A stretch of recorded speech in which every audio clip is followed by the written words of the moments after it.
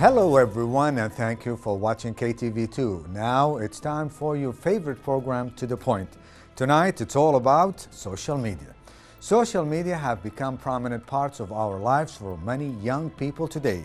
Most people engage with social media without stopping to think what effects are on our lives, whether positive or negative. Are we becoming more concerned with Facebook, friends, and our Instagram that we are with the people we interact with face-to-face in our daily lives? What will long-term effects of today's social media use be in our youth? There are many positive aspects, but there are equally as many dangers that come with the use of sites such as Facebook, Twitter, Instagram, gaming sites, Snapchat, and blogs. In fact, experts worried that the social media and text messages that have become so integral to teenagers' lives and promoting anxiety, lowering self-esteem in order to make the right choices for our kids and youth. And what should we do? And also a lot more. So stay tuned. We have a lot to talk about social media tonight and how it's going to affect our youngster right here on To The Point. Stay tuned.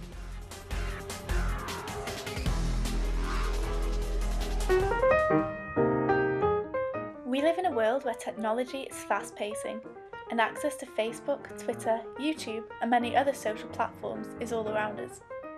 With 95% of teens using the internet and 81% of them using social media, it is important to understand the possibilities that arise when using such websites. My name is Sophie, and I'm going to talk to you about social media, the good and the bad.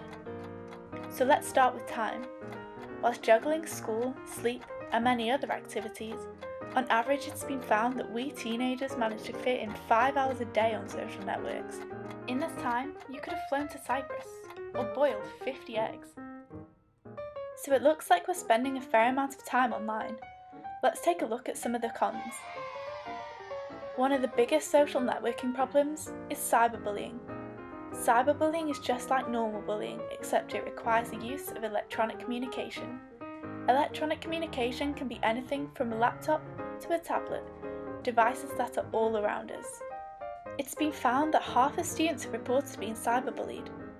This is scary as it can result in both emotional as well as psychological consequences, ranging from schooling problems to deviant behaviour. Unfortunately, social media is still being used as a platform for sexual abuse. We often hear of terms such as sexting on the news, where explicit messages or photos are sent online. In the past years, there has been a 28% increase in calls to Childline. It's important to remember that as a young person, sexting is illegal and can end up in some serious consequences. Teenagers who are sexually abused are 3 times as likely to become depressed or suicidal. Another issue with social networking is fake profiles. With 83.09 million fake accounts on Facebook alone, that's more accounts than people that live in the UK. This is mind-blowing. The main problem is you may have no idea who you were talking to. Another risk is advertising. Social platforms such as Facebook use algorithms. These look at private information such as your date of birth, where you live, and even personal traits. By doing this, advertisers can choose advertisements which are most suited to you. This can be dangerous as your information is no longer confidential. Now let's explore some of the positives. Socialising. Isn't that what social networks were made for? With 52% of teens stating that social media has helped their relationships with other people, social networks can not only facilitate the creation of new friendships, but also allow you to develop and maintain existing friendships. This is a key skill in your social life. Social networks can even be used as educational tools. Whether you want to discuss homework or research an unfamiliar topic, social networks allow you to do this. It can also provide platforms for schools to create online resources such as blogs to answer any questions and interact with students such as yourself on an educational level. Many teenagers share content on websites such as YouTube or on a personal blog. This content can range from creating art to story sharing. Furthermore, we teenagers can also comment on this content that others are uploading. This is a form of self-expression and allows you to be creative and connect with others online with the same interests. By sharing content, it allows us to increase our collective self-esteem and communicate with individuals from all around the world. Closely linked to collective self-esteem, research has shown that social media can increase our individual self-esteem. This is common with teenagers who would normally find face-to-face situations daunting and uncomfortable. This is great as it means that social networks can increase social capital for many teenagers who feel unable to make friends. So let's sum up. Today we've looked at the negatives: cyberbullying, sexual abuse, fake accounts, and advertising. And on the other hand, socializing, improving education, sharing content, and finally increasing self-esteem.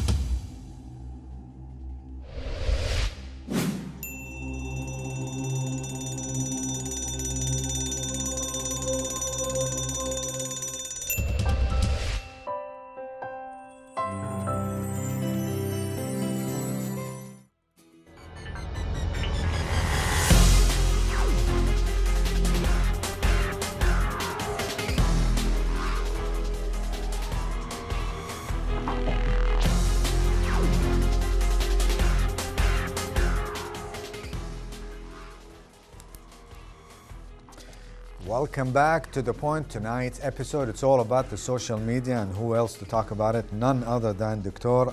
Abdulaziz Abul. He is assistant professor at American University of Kuwait. Doctor, good evening, and thanks so much for being with us. As you know, and everybody else know, that nowadays technology, it's all about our life. It goes everywhere you go. It goes inside your head, it goes inside your mind, it goes inside everywhere with the kids, mothers, parents in general. So, in your point of view, what is the appropriate age for a kid to own a device that has these social media icons? The appropriate age, we cannot really decide on one age and say this is the age where you can give a child social media or a device where they can access social media with. Strictly because, or generally speaking, because each person is different than the other. And then it depends on many aspects. One of them is the family themselves, how they use social media. But before we look at the children, we need to look at ourselves as parents and how we are using social media, because our kids are watching us, they're learning from us, and they're learning how to use the social media. Generally speaking, most social media applications or programs, they have a 13 age limit. You have to be above 13 years old, 13 or above. That's in where? That's in We're talking, yes, in the Western world? Well, when you register for the application, such as Twitter or probably Snapchat. Twitter, Snapchat, Instagram. Most of them have to be 13 years old? 13 or above. Okay. Or older. Except Kik, I think, is 17, and you have to get parents' permission if you're under 17. So if we take that into consideration, 13 years old, we need to look at the years before that, because right now, with our children, we have noticed that they want social media before they're 13. And if we take that into consideration, we need to kind of set it up for them on how it should be used. So we can start from 9 years old, for example, where they can use social media, but only to receive information. You mean that get acquainted with it? Yes, become and acquainted. also try to differentiate between good and bad. Exactly. Now, as a parent, not as an academic now, we're talking to you as a parent. Yeah. How do you teach your children to differentiate and to pick between good and bad and stay away from these sites and etc.? Okay, as a parent, as a father, and I have 2 children, one is almost 10 and the other one is almost 8. The 10-year-old uses my social media, but to receive information, not to put out information. So she doesn't video herself or anything like that. Sometimes she's on my social media because I put content out there and I have a lot of followers, and you know they can use the information that I put. But for me personally, I think my daughter, I will maybe let her use social media and put content out there when she's 12 or 11, because I believe that she is acquainted, like you said. She knows how to use it. When I'm not with her, she knows what's right, she knows what's wrong. She stays away from what's wrong. And I feel comfortable. Along with my wife, we feel comfortable that she can use social media. How would you act if somehow, by mistake, she got some kind of a site, it's forbidden for her to log in this site? How would you behave? And how would you, lecture her that this is not the right way to do, not the right way to use the social media? The lecture has to be before. Before. You have to prevent. Okay. Now, preemptive strike. Maybe. Yes, well, she knows already. We see this from watching movies, for example, when a scene comes up where she shouldn't be watching. She knows automatically. She'll stop looking.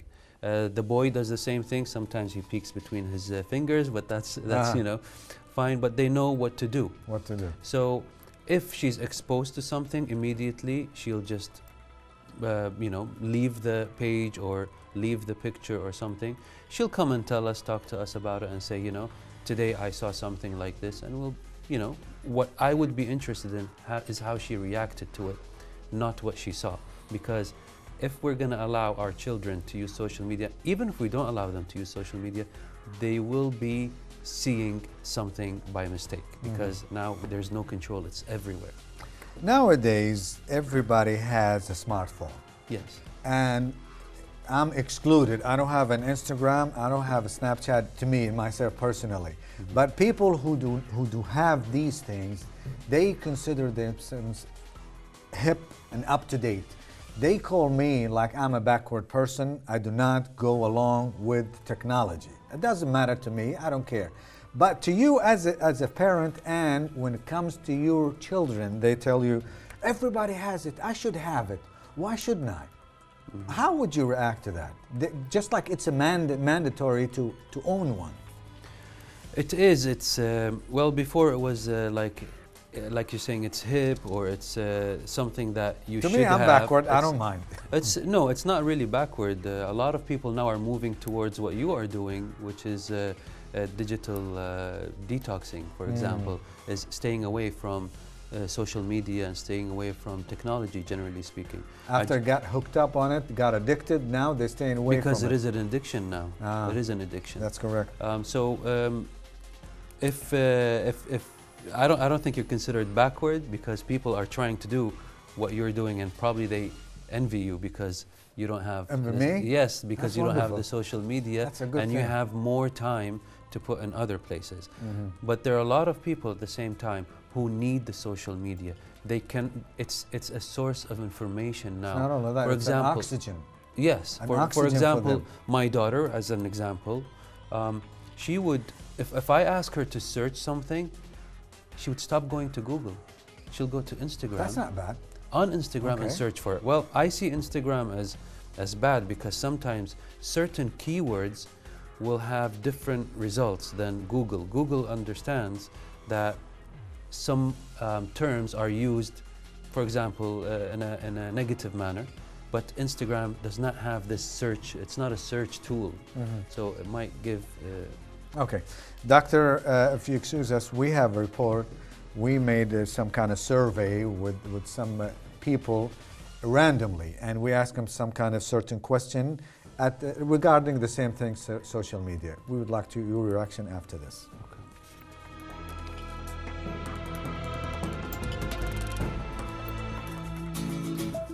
تأثير وسائل التواصل الاجتماعي ممكن تكون سلبية وممكن تكون إيجابية. سلبية في حال استخدمت في الشكل الخاطئ، سلبية في حال زاد الإكثار منها وزاد الضرر علينا، ولذلك لازم نتحاشى هالشيء هذا. إنزين، بشكل الإيجابي شلون يكون؟ في حال استفدنا منها، في حال نقدر نعطي من شخصية الأطفال ونطورها ويتقدم في مجال الدراسة، في مجال الحياة، في مجال التفكير. I think it has a negative effect because it wastes time. It's negative more than it's positive, and sometimes I can't control, but I do as much as I can to determine the time of the internet they can take, especially in school hours. When I have school, I try to limit the time for them. اولا هو تاثيرها سلبي جدا لان الاطفال بيبقوا عصبيين من كتر ما بيشوفوا كرتون وبيشوفوا حاجات وعايزين يعملوا اللي زي اللي بيشوفوه في الكرتون. تاني حاجه بحاول اقلل ده ازاي، ان انا ما بخليش حد في البيت يبقى ماسك الموبايل قدامها، وبحاول لو هي مسكت الموبايل او مسكت اي ايباد او اي حاجه ساعتين بالكتير قوي وبشيله او بفصل النت او بعمل اي حاجه، بنزل لها بس الحاجات اللي هي المفيده. يا اما بقى لو احنا قاعدين في البيت مش عايزينها تستخدمه على طول بنشيل احنا كلنا الحاجات بتاعتنا عشان هي ما تستخدموش. تأثير وسائل التواصل الاجتماعي على الأطفال أعتقد إنها مضرة كتير، يعني بتضيع من وقتهم كتير، بتأثر على دراستهم كتير، وأنا عندي نموذج من نماذج دي الأطفال عندي، والغلط بيجي علينا احنا طبعا، أو احنا السبب في حاجة زي دي، لأن احنا بنحاول نرضيهم بقدر الإمكان، فبنعطيهم الوسائل اللي بتشغلهم عننا مثلا، فكل ده بيأثر طبعا. أنا أعتقد البديل عن وسائل التواصل الاجتماعي أو عن الأجهزة دي لازم يكون في أي أنشطة، لازم يكون في اشتراكات في أندية، لازم يكون في رحلات، لازم يكون في يعني تفرغ من الآباء للأبناء. I don't let my kids, my son, I don't actually let him use his gadgets because social media is now affecting most of the kids, and the result is usually negative. And the good thing is the school where he is into is not letting him use the gadgets, so that helps us a lot. And I think it still depends on the parents. Don't let your kids use the gadgets just to allow just to, it's like to babysit them. You're giving gadgets. I don't think so. It's a good idea. So it still depends on us. Parents should be the ones who should control the kids.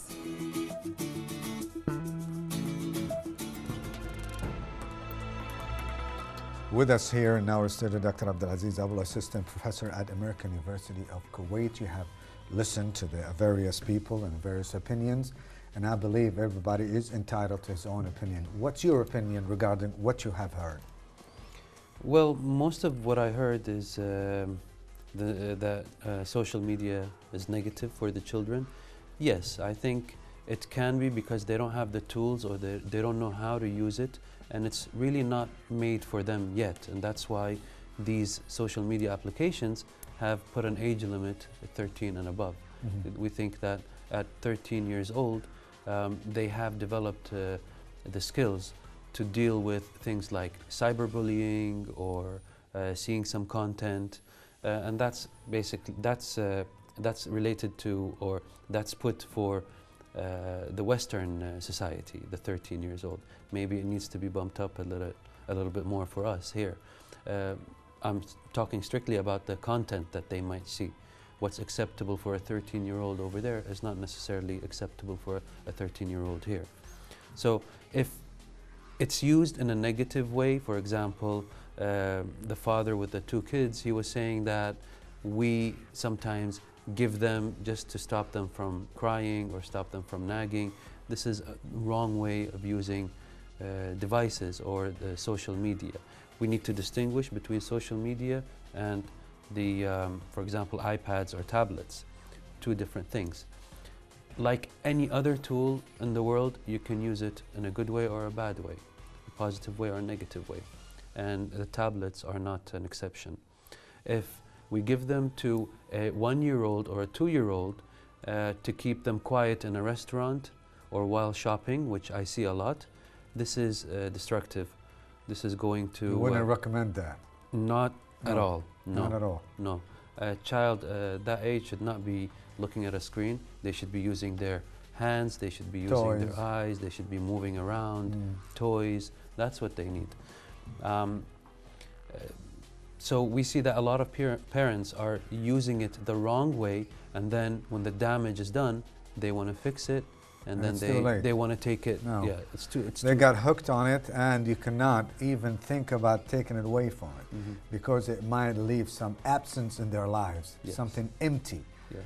To fill it up, you have to have something else. And you have mentioned, doctor, that you need to have toys and used to play with clays or probably painting, something like that. You mentioned something else about bullying, cyber bullying. Yes. Could you define that, and how do we prevent our children from it? Cyberbullying is just like bullying, regular bullying, but it's like a little bit more. Yeah, it's a little bit more dangerous, because sometimes or most of the times, the person doing the cyberbullying is anonymous. We don't know who that person is, and that can be that can give you another set of challenges. When you know who the bully is, you can go and deal with it, talk to them, confront him. Yeah, confront and do all this stuff. But when you don't know who the bully is, it makes it kind of more challenging, and it could do more damage to the child. This is cyberbullying. Okay.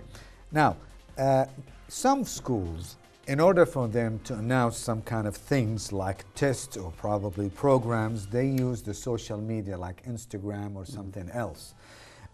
Some of the kids, maybe the students, do not have these devices. Maybe they should, maybe they shouldn't. But for you as an academic, do you recommend for the school to use social media to post their own news on it? It's a touchy subject, because number one, the school should not use social media to send messages to the students. It's an informal platform.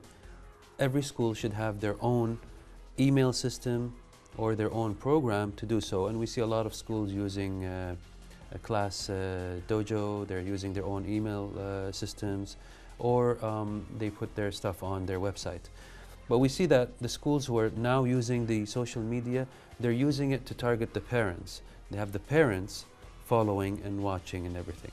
But then that opens up another door to maybe more problems, which is we don't know who else is following the children in that school. The school also needs the consent of all the parents to post pictures, for example, of the students, or videos. And when we don't know who else is following, we don't know where these pictures are going. I just read that there are millions of pictures that are taken from social media and being used in the wrong manner by wrong people. So I don't recommend that the school uses a social media. They can use it to kind of keep the parents updated, or they can use it as a website, for example, where they put things about the school itself, but not as a communication tool. Now, there are lots of sites right in the air, and you can log in and go whatever you want to do with it. What are the safest sites for kids to use, in your opinion? I usually recommend that the parents take off YouTube from their devices, from the children. Delete it? Yes, delete YouTube. And instead replace it with KidsTube. Oh, they have one? Yes, KidsTube, and that you can kind of rest assured that whatever they're watching is fine. There are not going to be any problems. They're not going to be exposed to any adult content. I didn't know they had Kids YouTube. They do. The problem with that is I think you have to log in through the American store.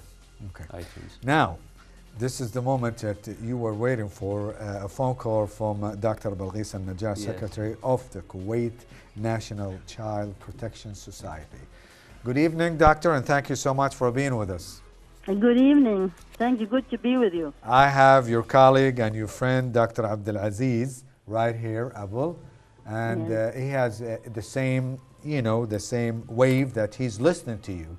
But first of all, the subject we're talking about, it's about social media and how its effectiveness on the children, to be more specific. So please tell us what exactly you think and how can we differentiate between good and bad social media for the kids? Very good. Well, first of all, hi to Dr. Abdulaziz. It's good to be with him at the same time.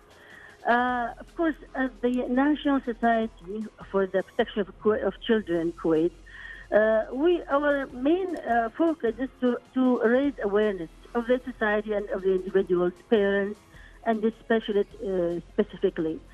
The role of the media, of course, the role of the media in general, but specifically the social media, as it is so spread nowadays. The effect of the use of social media with children at a very young age, I think the continuous use of electronic devices is in itself a crime towards the child. Now, our role in the society, of course, part of, we played actually an essential role in drafting the law of the right of the child in Kuwait. And within that law, there's a special section for the media. People should be, our purpose or our aim is to raise the awareness of people that there are penalties when a child is abused. Abused, of course, not only physically, verbally, physically, and of course through the media as well. Meaning the penalty is going to be very harsh. We, in our society, when we do the awareness, we conduct workshops for teachers, for parents, regarding social media, regarding, of course, abuse in general. The purpose to protect the child from any kind of abuse. And the modern abuse nowadays is the social media, unfortunately. So you consider it's abusive device for children? If it is continuous use, yes, at a very young age, definitely. I mean, we have, we've been seeing now studies. Okay, hold this thought. I would like for doctor to tell us, do you agree with her that a child may be abused if he using the social media? Do you think the same thing? Completely, 100%. 100%. Yes, Could you raise up your voice, please? Yes, I do agree with Dr. Balqis, 100%. If a child overuses social media, they can waste a lot of time, they can pick up a lot of negative traits and habits, and they will be missing out on many things that they're supposed to be actually doing. What do you think, Dr. Balqis? Yes, not only that. I mean, they will be exposed to a lot of negative material, and they will be exposed, well, because sexual harassment will come through that, from being exposed to material at a very young age, and that will maybe have very bad consequences. Dr. Balqis, thank you so much. A pleasure having you right here on the air. Thank you so much. Doctor, she has raised very interesting points, and she was talking about sexual harassment. Yes. Not only that, they might face abduction. They might get misled and go outside and they get kidnapped. What do you think?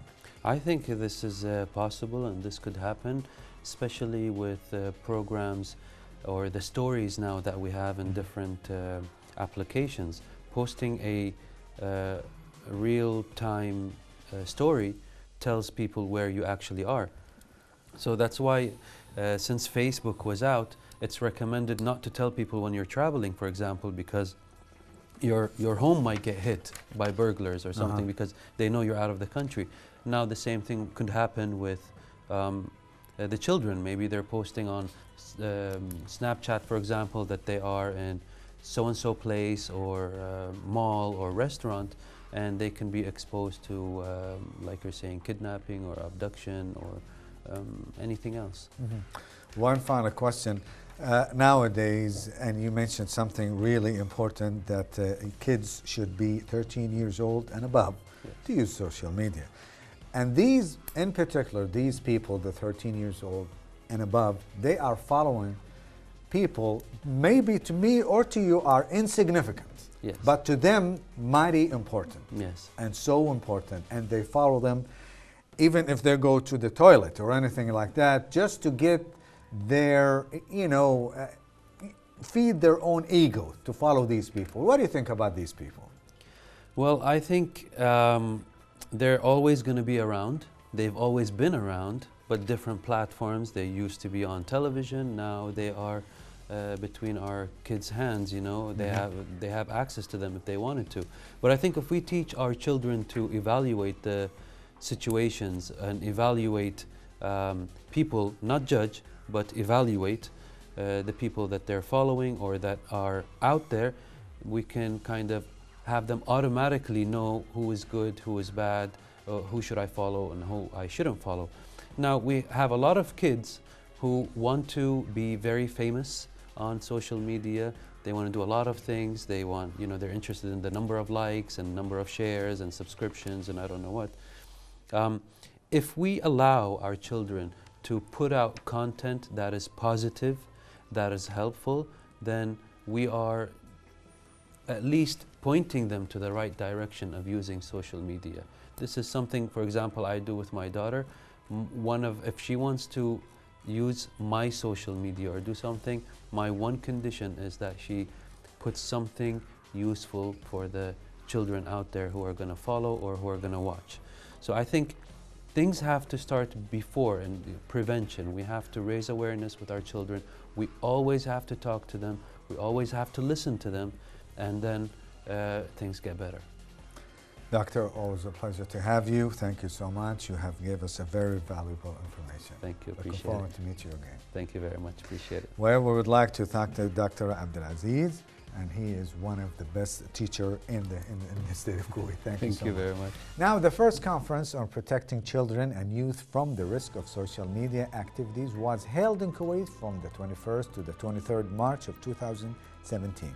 It aimed at examining innovative ways and measures and on how to protect your own people from dangers and challenges of the social media related to ethical and legal, social and educational aspects. For more about what exactly it's conducting, an interview with Major Saoud Al-Umar from the Ministry of Interior. Let's go there and stay with us.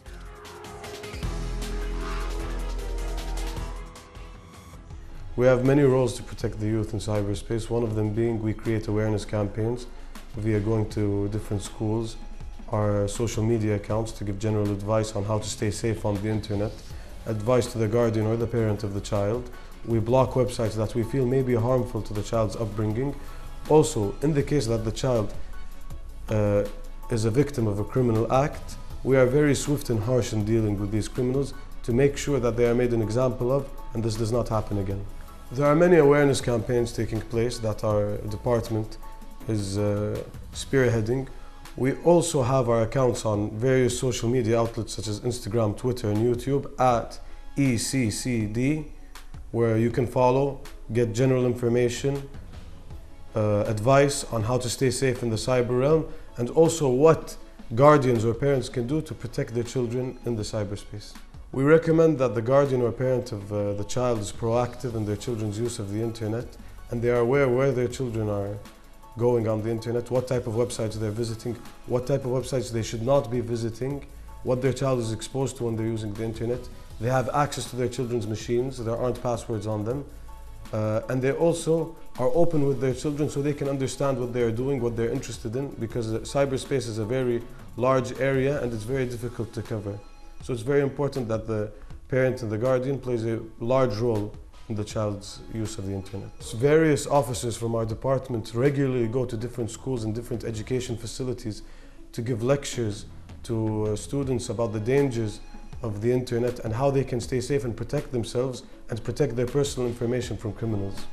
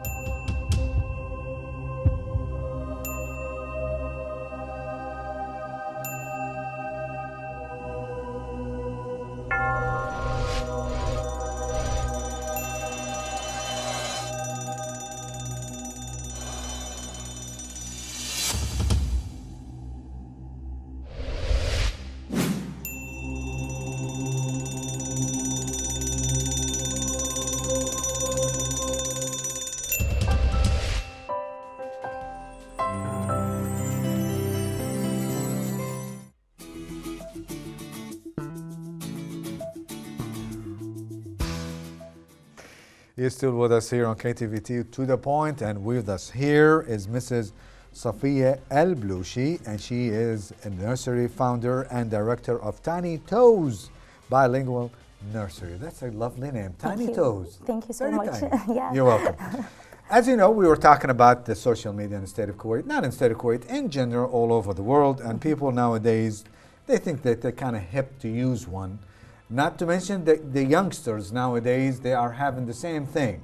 What exactly we need to do not to get them hooked on it and be addicted on the devices? What exactly, from your own point of view, we should do? First of all, as a parent, we have to know that our children is the most important thing in our life. Giving them iPads means keeping them away from the social life. We as a parent, we have to enhance their motor skills, like giving them activities during the day. Let them play, let them being kids. Let them play in the sand, water. Give them different kind of toys, running, jumping here and there. This is the normal life for the child, not giving them an iPad. Okay. As an expert, and certainly you are an expert, when do you think now this child has got hooked on electronics? When do you see that? Now, when do you ring the bell of danger? First, we have to differentiate between the shy child and a non-social child. Once you see a child, he knows everything. If you ask him to point at a color or a shape or something and he points to it, and when you start talking to him and he doesn't talk to you or get short-tempered or he doesn't following you, then you have to know that there's something wrong with this child. He's addicted to an iPad. What we do in the nursery, we're trying to keep these iPads away, and we always ask the parents to keep the kids away from these technology. We give them like a program to follow in their houses, such as we have a full program. It takes 9 months, starting with the infants to the toddlers and toddlers. That means what? 3 years old, 4 years old? 2 years and a half. 2 years and a half. Yes. Okay. Then we goes to 4 years. These kind of activities enhance their motor skills. Motor skills, as I mentioned before, any kind of activities the child does using their muscles, even small muscles or big muscles. For example, as a mom, when she's in the kitchen, instead of giving the child an iPad, give him a container. Let him take things inside and outside this container. These things is better instead of keeping them watching these iPads. I believe that you have a challenge ahead of you if you do the same thing that you have said, because other kids, they own a tablet, an iPad, and you given him or her a container to play with it. What exactly you need to do in order for you to convince this child that this is better than the other one? This way is better than using an iPad or a tablet, something like that. At the beginning, it takes a long time to convince this child to stay away from these tablets. This is number one. If he is addicted to these tablets, then you have to follow like one time to time to encourage him to play with these things. You don't give him this and tell him put these things inside. You have to show them. Yes. Hey, let's put this encourage one inside. Them. Yes, encourage them. And you have to be with them, not giving these things. Some mothers giving these tablets, me as well as a mother, sometimes when we go shopping or something, we want to keep these kids busy. Distracted with it, something like that, yeah. Also on airplanes, sometimes you hear all the sounds of the tablets. And instead of charging these tablets, buy them toys, simple toys. Cheaper and more benefit for them. Yeah. Stamps, Play-Doh, cups. You can ask the airplane, you can ask them to give you cups. Let them put the cups, build a tower or something. These things keep the kids busy, and they will be interested more in these activities. Now, after the addiction of electronics, and you need to have a cure system for them, what exactly do you use to get them off the addiction of the electronics? You mean in the nursery? For the kids, yeah. in your opinion, as a mother and as an expert? As a mother, if you, for worst case scenario, if you have the tablet, keep it without charging. Once he wants to use the tablet, because I'm talking about kids below 3 years. The studies shows that kids below 3 years, they don't have to use these tablets. They don't? Yes, because it's lack of interaction. Kids at this age, they have to grow their vocabulary, they have to grow their muscles, they have to grow everything. The first 3 years of the children is very important. So, the guest before you was here on the program, his name was Dr. Abdulaziz Abel. He mentioned something really interesting. Erase or delete the YouTube on the tablet or maybe iPad and insert YouTube for kids. This is wonderful. I have never heard about it. What do you think about that? This is good, but as I said before, kids below 4 years, they don't have used these tablets. They don't need to. They don't need to. Give them toys, give them a Give pen. them toys. Pen, let them scratch, let them do anything. But Sing with them, do activities the dilemma, with them. they observe you and the father all the time using your own smartphones, or probably you use your other devices like iPad or probably Galaxy, something like that. And they would love to do the same thing because like father, like son, and vice versa. What do you think? Now, how do you protect yourself and the children from imitating you? For me, as a mother, I'm trying not to use the phone in front of them. Yes, in front of them. Okay. And as I told you before, now it became just like cigarettes. You cannot smoke in front of the kids. You go to the other room. Yes. Now, if you want to use your smartphone, you go some other places. You as an what adult, happened to your life? No more life. You as an adult, if you have nothing to do, just this phone, you're going to use it, right? If you have a variety of things in front of you, one by one, I'm not giving you all these things all at the same time, one by one, you will be interested to know what is this. So you'll play with this one, then you will get bored, this is normal, this is the child, then he will leave it away. As a parent, you introduce something else. So they will get interested in these things. Now, people, they have television, and the television, you can be right here at home, and you can watch United States and the Western Europe. And the kids, they are communicating with each other by looking. They want to imitate these people. You want to eliminate that. What exactly you need to do? Do you lecture them, hey, listen, these kids, you know, you're not supposed to do the same thing they're doing, you need to do something else? First of all, I'm talking about kids below 4 years.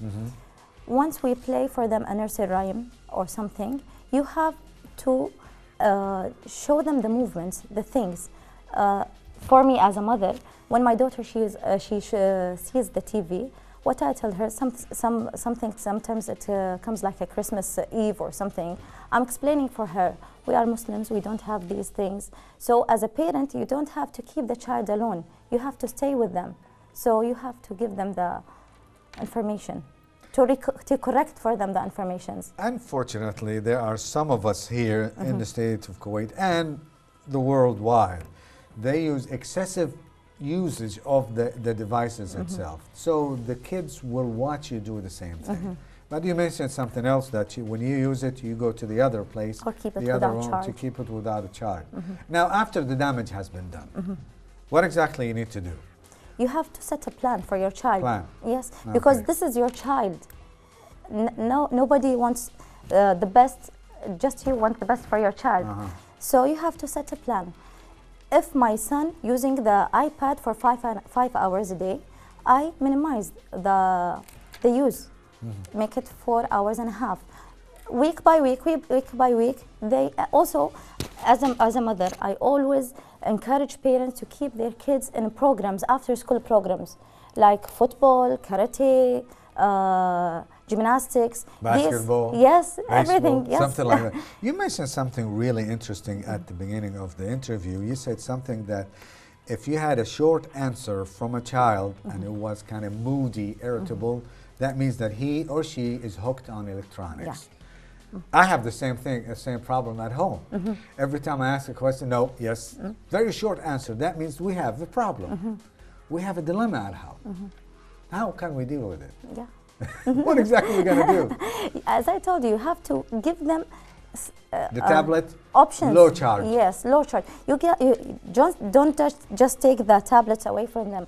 Give them something else. Let's go to the park. A substitute, yes, something. Yes, let's go to something the park. Let's go for swimming. Let's go fishing. Let's go anything. Let's go to the park, go for a walk, something like that. Anything you can probably do. Put them in the kitchen, fix something to eat. Yes. And clean the house. Yes. Kids enjoy anything that they do using their hands. Yes, hands-on activities are very important for kids at this age. Safia Al-Baluchi, it was an honor, honestly, to have you here. A pleasure. Promise us to come back again. Thank you so much. That was Mrs. Safia Al-Baluchi, nursery founder and director of Tiny Toes. That's a wonderful thing. Bilingual nursery. Thank you so much. You're welcome. Well, with this, we conclude our episode for this evening. To the point, make sure to join us once again Wednesday night at 8 o'clock right here on KTV2. Until that time, thank you so much. Good night and bye-bye.